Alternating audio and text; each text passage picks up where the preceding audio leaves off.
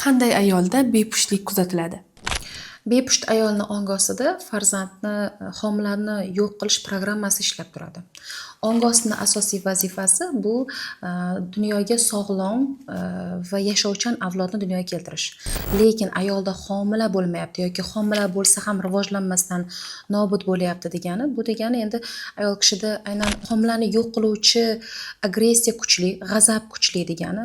Bu g'azab albatta erkak kishiga bo'lishi mumkin, chunki hamma din ta'limotlarida, o'zimizni diniy qadriyatlarimizda ham aytilganki, ayol kishi xuddi hosil maydoniga o'xshatilinadi.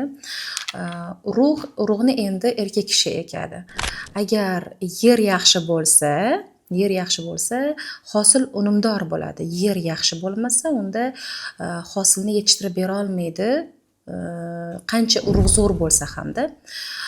Va albatta farzandli bo'la olmayotgan yoki homilador bo'la olmayotgan ayolda erkak kishiga nisbatan ongi ostida kuchli nafrat bo'ladi. Bo'lishi mumkin balki faqat nafrat emas, xafagarchilik, alam, norozilik, rashk ham sabab bo'lishi mumkin. Lekin asosida baribir ildizida erkak kishiga nafrat turadi. Aynan bizda tajribamizda mana shunday mijozlar bo'lgan, farzandli bo'la olmayotgan, ularda bolaligida ota bilan bog'liq, aynan ayolni otasi bilan bog'liq qattiq xafagarchiliklari bor edi va buni kechira olmagan, har doim otasini oldida qaltirab turgan, ozgina norozilik bo'lsa, hatto dasturxonni otib o'tvoradigan darajadagi qahri qattiq ota bo'lgan ekan oilalarda. Mana shundan kelib chiqib, erkak kishiga bo'lgan norozilik, nafrat shakllangan qizda va endi turmush o'rtog'i bilan sevishib, munosabat qilib yashasa ham, lekin farzandli bo'la olmayapti. Biz aynan raskopkada buni ko'rganimizda, ularda o'zida ketayotgan dasturni topganimizda, ya'ni xato ketayotgan dasturni topganimizda hayratlanishgan. Ular ekoga Turkiyagacha borishgan bo'lgan. Ya'ni yaqinda ham bir qizimiz yozibdi, bor pulimizni yig'ib Rossiyaga keldik, lekin menda kista shakllanib qolaveryapti. Chunki ongi ostida qarshilik bor, farzandli bo'lishga katta qarshilik bor. Mana shundan kelib chiqqan holatda men eko qilasizmi yoki boshqa usullar bilan farzandli bo'lmoqchi bo'lasizmi, o'xshamay turaveradi. Majburiy ravishda qayta lecheni olib farzandli bo'lishga harakat qilsa, mayli degandek berish mumkin, lekin nosog'lom farzand ham dunyoga kelishi mumkin yoki ruhiy nosog'lom ham bo'lib qolishi mumkin. Shuning uchun men tavsiya qilaman bepusht ayollarga, farzandli bo'lishga qiynalayotgan ayollarga yoki 4 yil, 5 yildan beri yashayotgan juftliklarga, farzandli bo'la olmayotgan juftliklarga aynan juftlik ko'rinishda mutaxassisga murojaat qilish kerak bo'ladi. Ularda aynan qaysi dastur qanday ishlayotganini avvalo raskopka ko'rinishda tahlil qilib ko'rib olish kerak bo'ladi, topib olish kerak bo'ladi va undan keyin ularga eng yaxshi terapiya qo'llaniladi va albatta bizda terapiyalarimizda yaxshi natijalar bor. Bizni nevaralarimiz deymizmi, bor. Mijozlarimizda ijobiy natijalar bor. Nimaga o'z jamiyatimizda avvalgiga nisbatan yosh oilalarda farzand ko'rish kechikyapti? Ya'ni tez vaqtda farzand bo'lmaydi-da. Buni sababi nimadan kelib chiqadi? Hozirgi paytda millat darajasida farzandli bo'lish kechikib borayotgan asosiy sababi ota-ona bilan munosabati yetarli bo'lmaganligi. Aynan mana shu yoshlarni bolalik davrida ota-onadan sevgi, mehr, e'tibor olish kerak bo'lgan, lekin o'ziga kerakli mehr, e'tiborni ola olmagan, savol bilan murojaat qilsa yoki qaysidir o'sha ma'naviy ehtiyojini qondirishga, moddiy ehtiyojini qondirishga ota-onaga murojaat qilsa, ota-onadan qattiq e'tiroz eshitgan yoki jazolangan, u oddiy xohishlar uchun ham qattiq jazolangan bo'lishi mumkin, qattiq kaltaklangan bo'lishi mumkin. Bunaqangi paytda loyiqsizlik, ishonchsizlik kuchayib ketadi bolada va tana ko'rinishida katta insondek ko'rinadi, ya'ni farzandli bo'lishga munosib insondek ko'rinadi, lekin ularni ongi ostida ular o'zini 5 yoshda, 8 yoshda deb o'ylashi mumkin. Qachonki ular o'sha yosh bilan bog'liq qattiq xafagarchilikda, ota-ona bilan bog'liq vaziyatda qattiq xafagarchilikda qolib ketgan bo'lsa, mana shunday holatda ular tanasi o'sib ketaveradi. Tashqaridan qaraganingizda normal odamdek ko'rinadi, lekin ularni biz o'zimiz mutaxassis sifatida tahlil qilib ko'rganimizda o'zini 5 yoshli, ba'zi birlari 3 yoshda qolib ketgan, ba'zi birlari 10 yoshda qolib ketgan. 10 yoshli qiz farzandli bo'la olmaydi. Uni follikulalari, onalik bo'yicha tuxumdonlari yetilmaydi. Ya'ni ko'p ayollarimizda o'sha tuxumdan yetilmabdiga o'xshagan masalalarni aytishadi. Chunki ong ostida u hali o'zini bola deb o'ylaydi.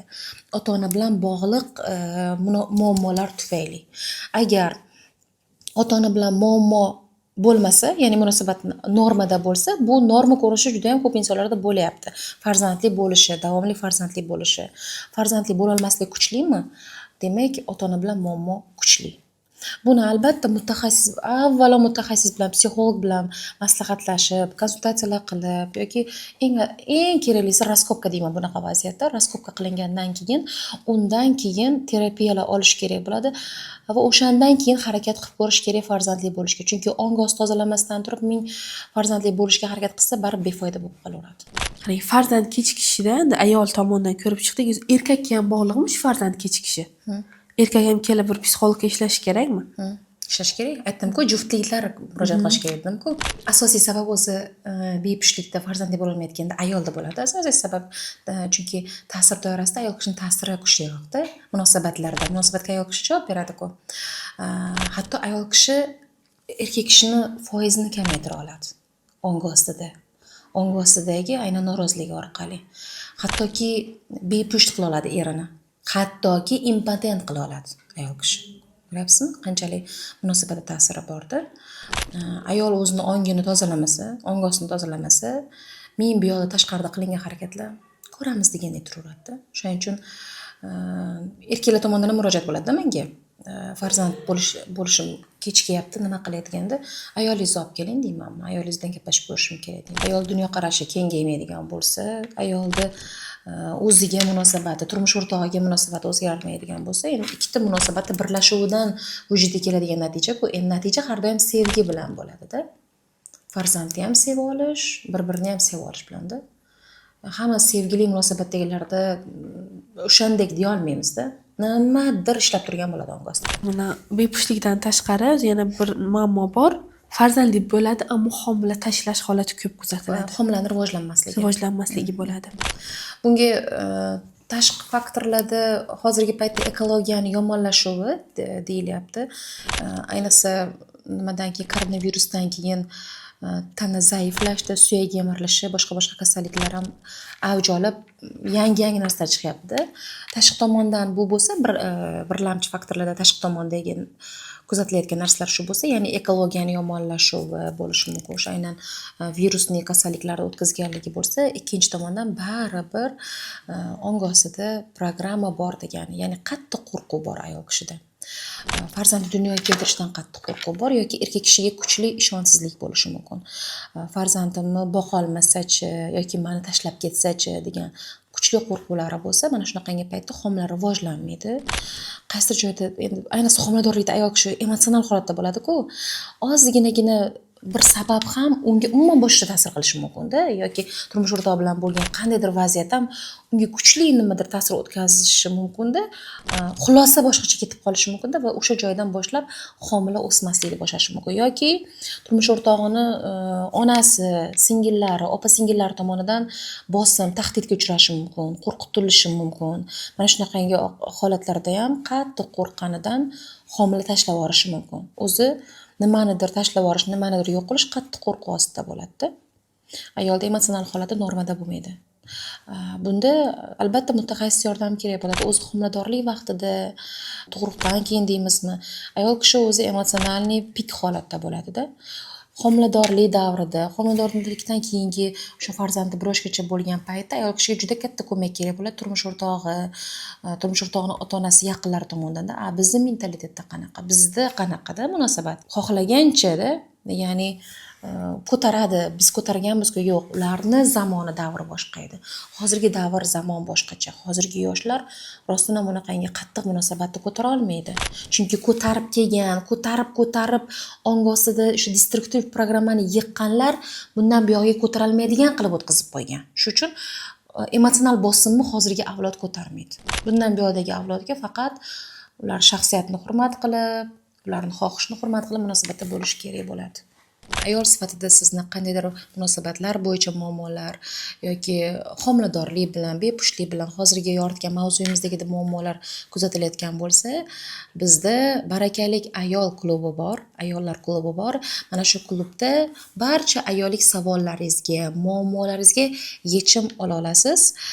Barakali ayolni ochiq kanalini, silkasini biz описаниеda qoldiramiz. U orqali Telegram kanaliga o'tib, kanalga a'zo bo'lib, u yerdagi ma'lumotlarni kuzatib borishingiz mumkin. Barakali ayol klubiga a'zo bo'lish bo'lsa, albatta pullik Telegramdagi menejer bilan bog'lanib, to'lovlar qilib, maxsus guruhga qo'shilib, darslarni o'zlashtirib, barcha savollaringizga yechim olishingiz mumkin. Va albatta bizni kanalimizga obuna bo'lishni unutmang. Aynan mana shunday muammo qiynayotgan ayollarga bu videoni silkasini yoki videoni o'zini yuborishni unutmang.